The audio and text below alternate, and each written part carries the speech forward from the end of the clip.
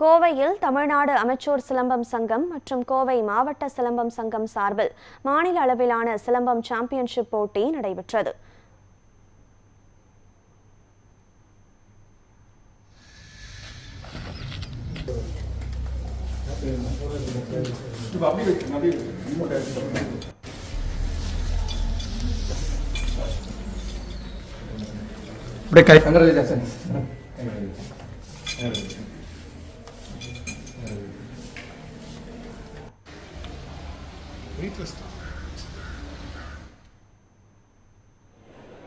இப்போட்டியில் 20 மாவட்டங்களை சேர்ந்த 600 வீரர் வீராங்கனைகள் பங்கேற்றனர்.